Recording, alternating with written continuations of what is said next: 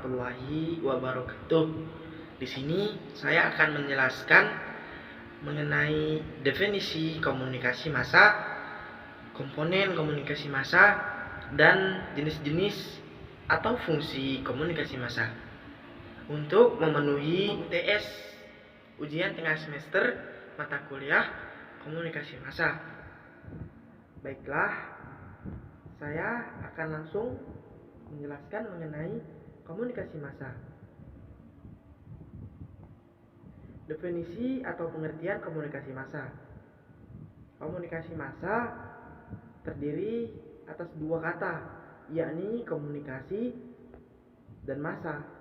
Banyak ahli yang mengungkapkan tentang definisi atau pengertian tentang komunikasi. Salah satu di antaranya pendapat Wilbur, di mana ia menyatakan bahwa komunikasi atau communication itu berasal dari kata Latin communis, yang juga berarti common, sama.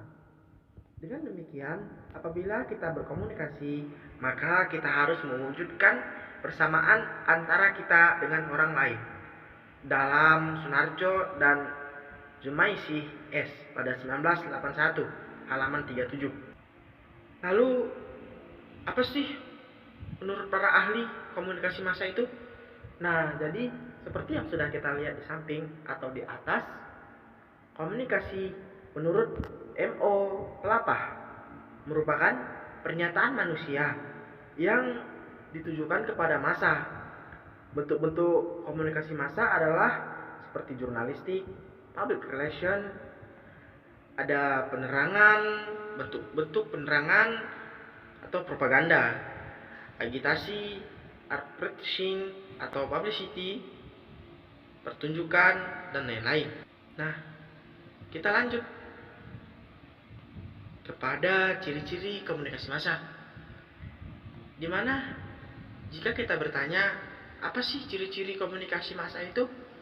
Nah, jadi ciri-ciri komunikasi massa sama halnya dengan definisi komunikasi massa yang sudah dikemukakan di atas, tetapi sangat bervariasi sesuai dengan sudut pandang para ahli. Berikut ini ada beberapa ciri komunikasi massa menurut para ahli. Ada konsep klasik menurut Devlur dan M. Sickwire pada 1985, di mana ciri atau karakteristik komunikasi massa terdiri atas ditujukan ke khalayak luas, bersifat umum, penyampaian pesan berjalan secara cepat, penyampaian pesan cenderung bersifat satu arah, kegiatan komunikasi dilakukan secara terencana. Ada kegiatan komunikasi dilakukan secara berkala dan tidak bersifat temporer, dan isi pesan mencakup berbagai aspek kehidupan. Nah, jika kita lihat menurut White dalam Ardianto 2007 dijelaskan ciri atau karakteristik komunikasi massa meliputi diarahkan kepada khalayak yang relatif besar. Ada pesan disampaikan secara terbuka, pesan diterima secara serentak, komunikator cenderung berada atau bergerak dalam organisasi yang kompleks yang melibatkan biaya besar.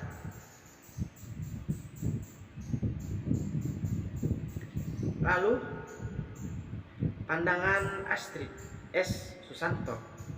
Ciri atau komunikasi didefinisikan menjadi sebagai berikut. Ada komunikasinya ditujukan kepada mereka yang tidak kenal, ada bersifat heterogen, ada menggunakan media massa dan juga dapat tanpa media massa. Sasaran yang dicapai adalah mereka yang tidak menerima pesan pada tempat yang sama, akan tetapi pada saat yang bersamaan, terutama media elektronik. Nah, jadi ada juga ruang lingkup komunikasi massa. di mana menurut pandangan klasik oleh De Fleur dan MC Coyle menyebut hanya 5 jenis komunikasi massa. The Big of Mass Media, yaitu surat kabar, majalah, radio, televisi, dan film.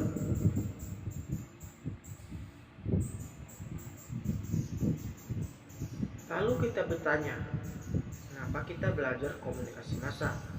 Jawabannya singkat saja, di mana sesuai dengan visi, persepsi, dan ketajaman daya nalar Anda. Paling tidak setelah Anda membaca dan merenungkan pengertian ciri komunikasi massa, dan terutama sekali memberi teori-teori komunikasi massa, tentu Anda mampu merumuskan untuk apa belajar dan mempelajari ilmu komunikasi massa tersebut. Lalu kita lanjut kepada pembahasan selanjutnya, di mana kita membahas tentang komponen. Ya, langsung saja. Menurut Ardianto, proses komunikasi massa sangat kompleks karena setiap komponennya mempunyai karakteristik dan sifat tertentu.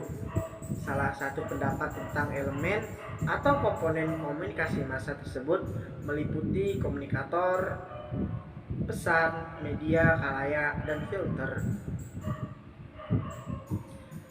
Nah, langsung saja, komunikator itu apa sih? Dalam komunikasi massa, produknya bukanlah merupakan karya langsung seseorang. Dalam arti, komunikator melakukan sesuatu menurut berita, menjadi penyiar dan presenter adalah menjadi tanggung jawab lembaga atau medianya di mana ia bekerja. Sedangkan pesan itu sesuai dengan karakteristik informasi pesan komunikasi massa, yaitu bersifat umum dan terbuka.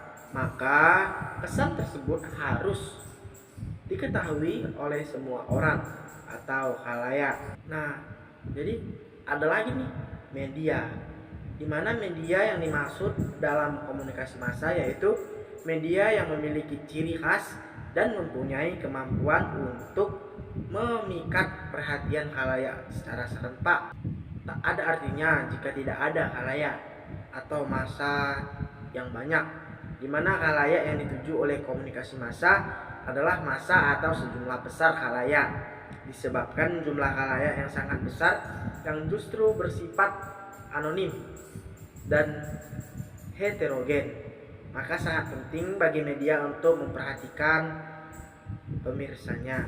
Lalu ada filter, di mana dalam filter atau dalam komunikasi massa, filter adalah pesan yang disampaikan media pada umumnya diajukan kepada massa atau khalayak yang amat heterogen.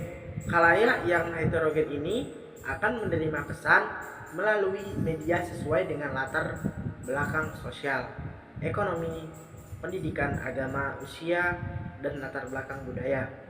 Oleh karenanya, pesan tersebut akan disaring atau difilter oleh khalayak penerima. Nah, jadi jika kita membahas mengenai komunikasi massa, tadi kita udah membahas dua, ada pengertian dan ada komponen. Nah, yang terakhir kita akan membahas mengenai fungsi komunikasi massa, di mana menurut para ahli atau menurut Harold de Lasswell dalam Nurdin 2004 halaman 64, fungsi pengawasan, fungsi korelasi, fungsi pewarisan sosial. Dan menurut Charles Robert Wright dalam Nurdin 2004 halaman 64, fungsi pengawasan, fungsi korelasi, fungsi pewarisan sosial, dan ditambah satu lagi fungsi hiburan atau entertainment. Menurut Ardianto 2007 dalam Anonim 25 Mei 2013, fungsi pengawasan surveillance, fungsi penafsiran, fungsi pertalian, fungsi penyebaran nilai-nilai, fungsi hiburan. Nah, jadi fungsi komunikasi bagi individu dikemukakan oleh Baker 1985 dalam De Fleur dan M. Squire 1985 bahwa komunikasi massa memiliki jumlah atau memiliki beberapa fungsi bagi individu, yaitu pengawasan atau pencarian informasi, fungsi pengembangan diri, fasilitasi dalam hubungan sosial, substitusi atau itu bisa dikatakan penggantian dalam hubungan sosial, membantu melegakan emosi atau afeksi, sarana pelarian dari ketegangan dan ketersaingan, bagian dari kehidupan ritualisasi. Fungsi komas atau komunikasi massa, media massa bagi masyarakat. Menurut Laswell dan Wright dalam De Fleur dan M. Squire 1985, fungsi pengawasan lingkungan sosial, surveillance, fungsi korelasi sosial, fungsi sosialisasi, fungsi hiburan. Lalu ada fungsi transmisi budaya. Transmisi budaya meliputi akulturasi, sosialisasi, enkulturasi. Lalu ada fungsi melawan kekuasaan dan kekuatan represif. Di samping fungsi-fungsi yang disebutkan terdahulu, komunikasi massa juga berfungsi sebagai melawan kekuasaan dan kekuatan represif. Dalam hal ini, komunikasi massa bisa menjadi sebuah alat untuk melawan kekuasaan dan kekuatan yang represif. Komunikasi massa dengan salah satu fungsinya informatif atau memberikan informasi kepada khalayak. Nah, jadi inilah yang bisa saya sampaikan. Mohon maaf atas segala kekurangan. Wabillahi taufiq wal hidayah. Assalamualaikum warahmatullahi wabarakatuh.